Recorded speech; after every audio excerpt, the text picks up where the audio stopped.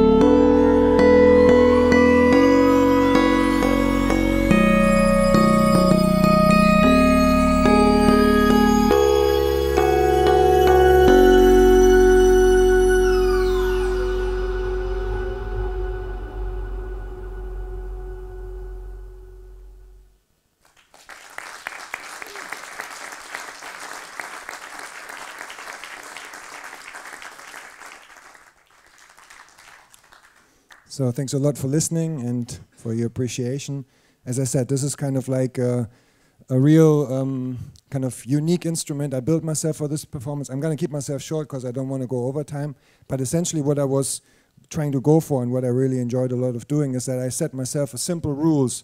Each of the 4 buttons on the controller have a specific kind of way to manipulate the sequencer. So you see there's kind of a bunch of sequencers here in this window, and each of these nodes represents a pitch that goes to the rings. And I wanted to look for a way how to kind of to control 2 melodies at the same time in a way that you wouldn't normally do it on the piano. So as I said, each of these buttons has a specific function, and for instance I can just quickly run you through it.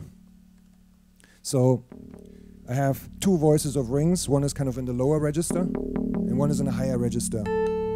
And this bass, kind of the right bottom square, is always the reset for the sequencer.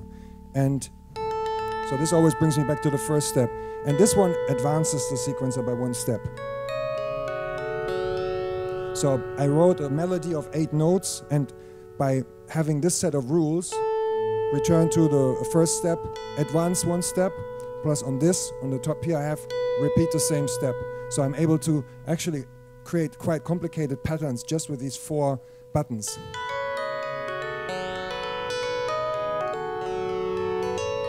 Yeah, so this is kind of also very easy to manipulate with 1 hand, which allows me to also play the second voice, which operates on the same paradigm. So I'm able to have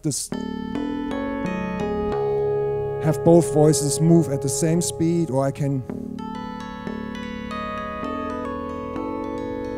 have kind of like a quarter note or do like dotted 8th notes. So I just found that really inspiring when I came across it. So I thought, all right, let's write a little composition around it. So just to show you that the kind of creativity that can go into creating this or developing this kind of instrument you learn to play yourself can just be as important, or it could be like a real important nucleus for actually creating a song or writing a new song, or even going off in a completely new direction you never thought you would be able to do.